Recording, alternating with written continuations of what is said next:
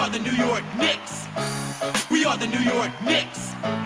We are the New York Knicks. Say go New York, go New York, go. Go New York, go New York, go. Say go New York, go New York, go. Go New York, go New York, go. What's up, YouTube, and welcome back to the Knicks Cave. I'm Jan, the Knicks fan, your host, and let's get right into it. But before we get into it, I want you to do me one small favor. I want you to hit that like button. I definitely want you to subscribe, leave a comment. You want to know when the next video going to drop.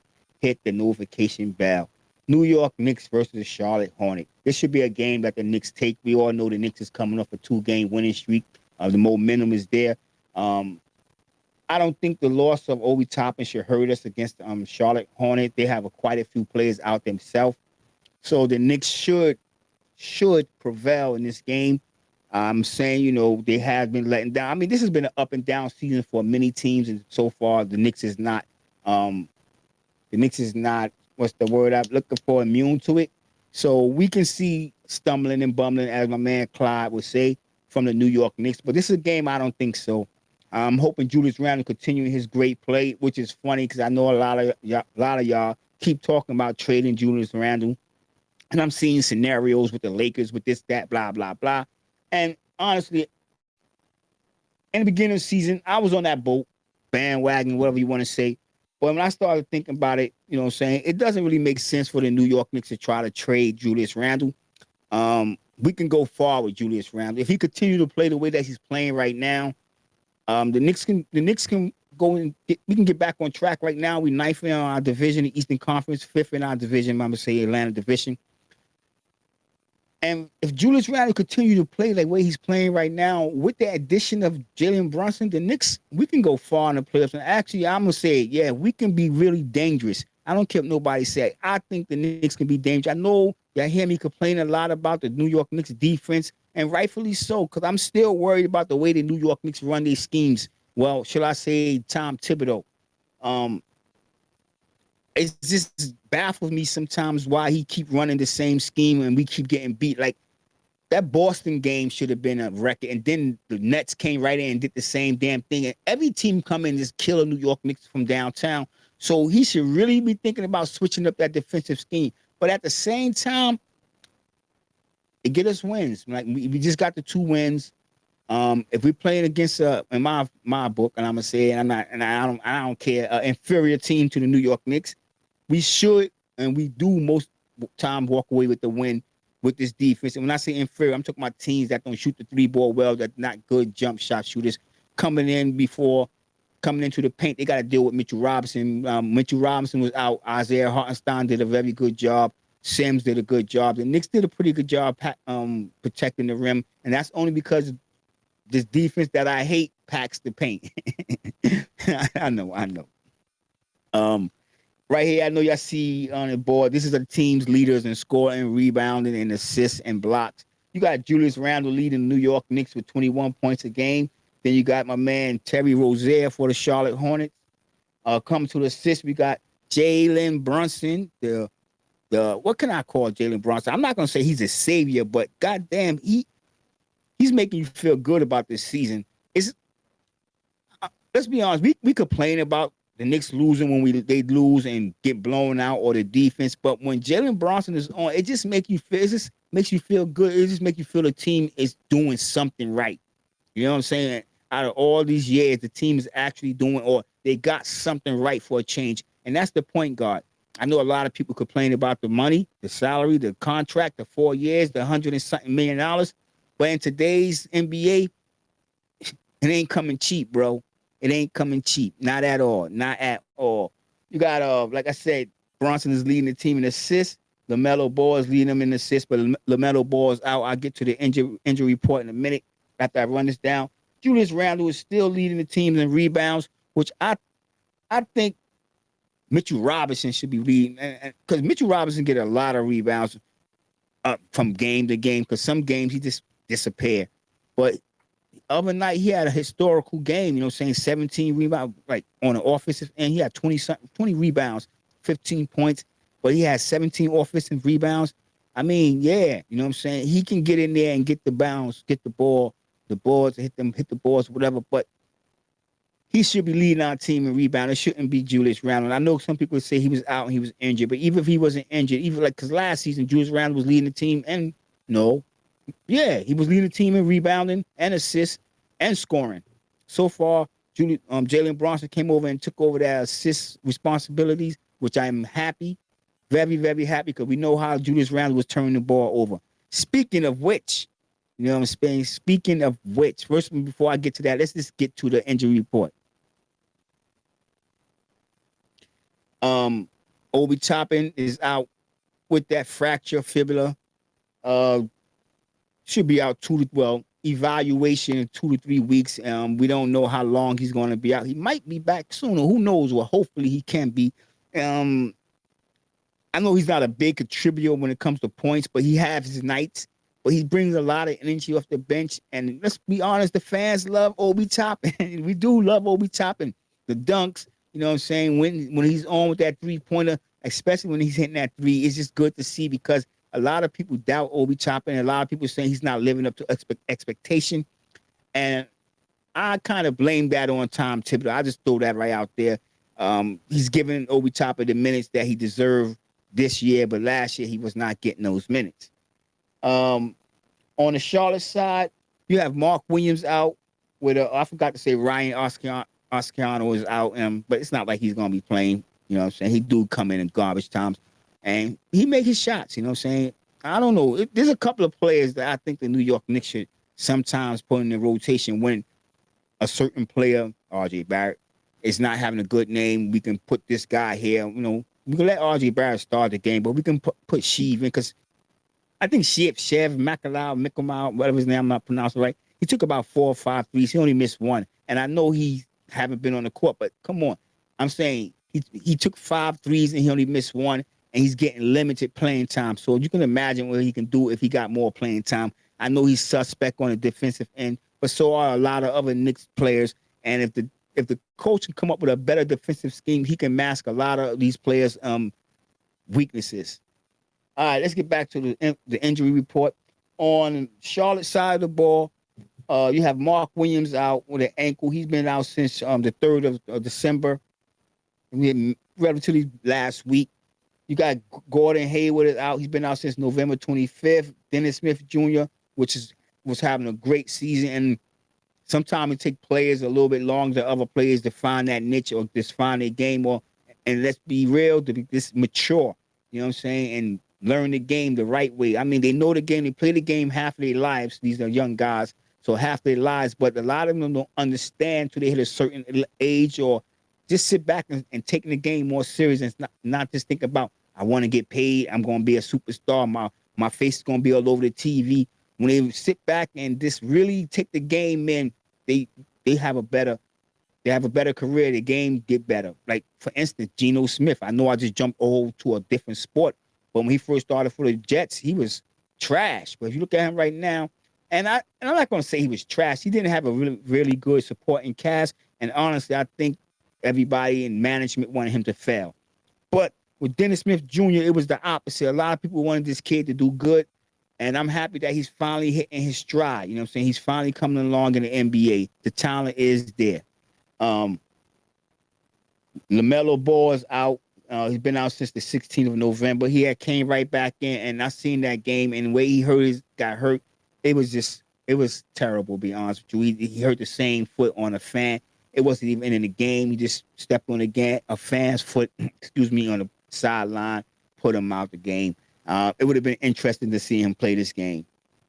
And Cody Martin, and I like Cody Martin. Cody Martin is a player that the New York Knicks need. We need players like Cody Martin. He's a real hustle guy, and he can explode off the board for points, and he played decent, relatively good defense, and he's smart. I really do like this kid.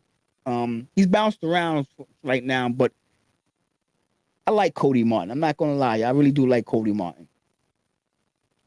Let's go over to the 2 players that we're going to really need to watch and that we're going to talk about real quick.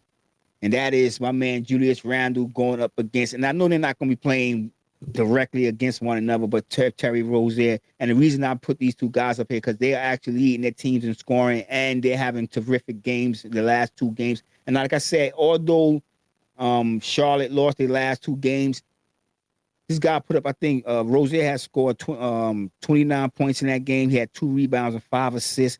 And speaking of that, I don't have him up here, but we're going to have to watch Kelly Oubre as well. He's a sneaky player who can get it hot from time to time. And that last game, he also scored 28 points. He had 8 rebounds, and he had 1 assist. Kelly ain't passing the ball, let's be real. But Julius Randle was spectacular against the Atlanta Hawks. He's dropped 34 points. He had 17 rebounds. He had 5 assists. Now, get this, y'all. Get this. He had no turnovers. Yep, you heard what I said. Julius Randle did not turn the ball over in a game. He was very efficient, very, very efficient in that game. So much so, put it like this. Julius Randle scored 13 points in the first quarter. In the second quarter, he barely played, he barely took a shot, and he didn't score. But in the second half, in that third quarter, he exploded. He exploded 19 points.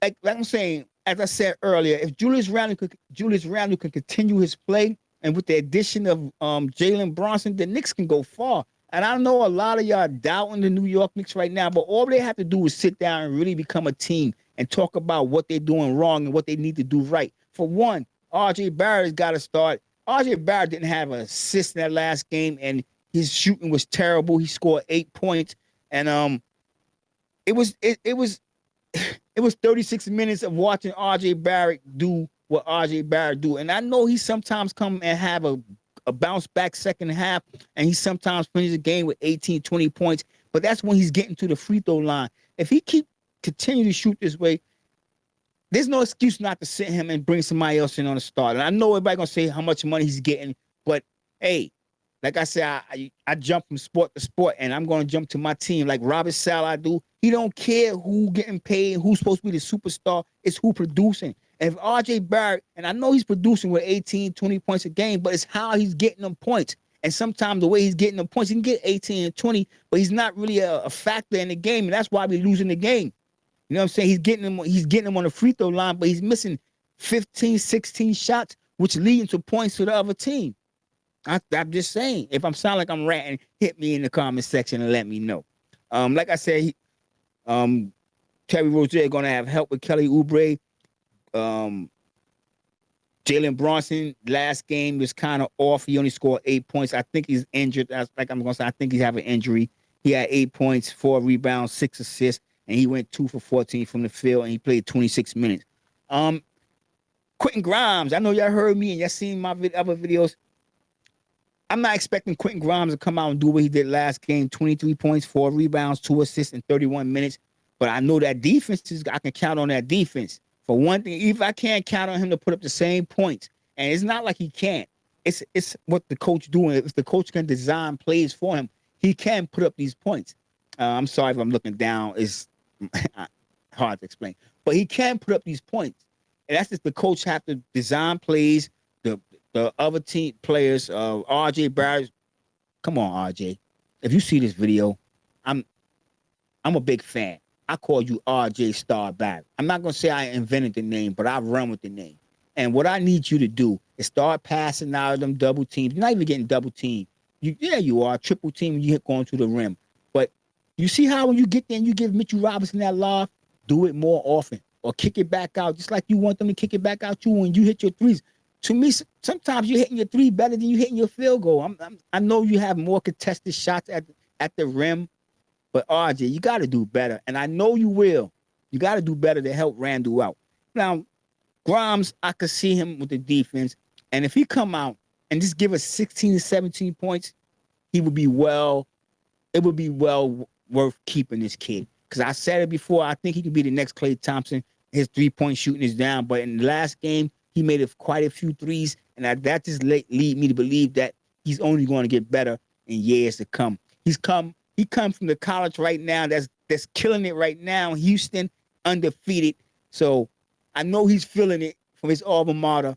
But I like this kid, Grimes. I made a video and actually predicted the New York Knicks would draft him and McBride. So sometimes I like to pat myself on the back. And with McBride entering into the foray, I'm feeling good about the way the New York Knicks is going to handle other teams as well, the bench. Because McBride's a very good defensive player. Let's see how these two teams match up real quick.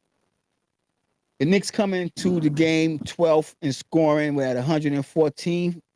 The Hornets at 24th with 110 points a game.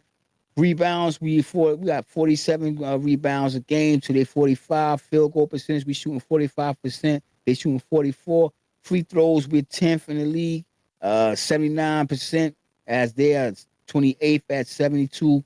3-point shooting, we're 28th. We was dead last, so you know what I'm saying? Well, that's the percentage, and we was dead last. I'm just going to throw that up there. We was dead last in the league at 3-point shooting, so I'm glad it came up. But Charlotte Hornets not far behind us, but we sitting at 28th. They're at 27th with 32.4%, and we 32%. So it's going to be a game that the Knicks should take. That's all I'm going to say. We if you look at the matchup, we beat them in damn near every stat category. Yes, damn near every stat category. So this is a game that the New York Knicks should take. We got a player coming off one of the hottest games he played this season. We got a young stud in Quentin Grimes with defense. We got Jalen Brunson, the assist master. And don't forget, he can give you 20 points, 30 points any given night also. You know what I'm saying? So we just got to get R.J. Barrett on track. You know what I'm saying? We just got to get him on track. When it comes to assists, the New York Knicks is 21st in the league with 23 a game. The Hornets are 13 with 25 turnovers per game. The Knicks is 7, and the Knicks have improved in that department. And that's due to Jalen Brunson. There's no other way to explain it because the ball was going into Julius Randle, J.R. hand last season, the season before, and he was turning the ball over with his 20-second dribble before he passed the ball on a 24-second shot clock. Assist and turnover ratio, we at 8th. We tied at 1.8 a game. Blocks per game, we 21st with 4 blocks, 4.4 to be exact. They're 15th, so the Knicks going to have to really watch them shots and try to get the ball up before they can get contested. They're 15th in the league with 4.8 blocks in the game. And steals, they're 11th, so the Knicks going to have to take care of the ball. But like I said, the Knicks haven't been turning the ball over this much this season. We're actually 7th, like I said. So the Knicks are 18th in steals. That means we do get up after the ball. We average 7 steals per game, so we're going to have to get up there and get them balls. I ain't mean to say sound like that, but y'all know exactly what I mean. All right, let's see how they did in their last 5 games. The Knicks, like I said, we coming off a 2-game winning streak. Last 5 games, we went 3-2. We lost to Dallas and we lost to Milwaukee. We beat Detroit Pistons and we beat the Cleveland Cavaliers and Atlanta Hawks, which are actually out. You know, they beat us in the standings. So that was quality wins. Let's put it like that. That was really some quality wins. So let's see how Charlotte did over here. Charlotte, they coming off a 3-game losing streak. Like I said, they lost to the Brooklyn Nets, LA Clippers, and they also lost to the Milwaukee Bucks. It wasn't by much. I mean, the Milwaukee Bucks is the one. They beat them by 9 points. Clippers 2 points, and the Brooklyn Nets 6 points. So, like I said, the Knicks cannot sleep on this team. That's just it. The Knicks cannot sleep. And I'm hoping they don't fall asleep on this team at all and do what they're supposed to do against a team that, in my opinion, I thought would be much better, much more competitive this year. So the Knicks going to have to do what they got to do. Let's just face it. They got to do what they got to do, come in, get the win, make the New York Knicks fans happy. We know we can get this win. If we don't, it'll be real disappointing. And again, you'll hear me, myself, and I, and a whole lot of other people talk about get rid of Tom Thibodeau. But let's be honest, I'm overreacting. Y'all overreacting. Tom Thibodeau is not the best coach in the NBA, but he's doing a hell of a job right now with the talent he got. And I'm not going to give him a break in the next video. I'm going to still talk about the defense because I think the defense can be better. And I know a lot of people want to say we can hold the players accountable, but it's the scheme. That's my opinion. It's the scheme. But with that being said, I want everybody to stay safe, stay healthy. God bless and peace.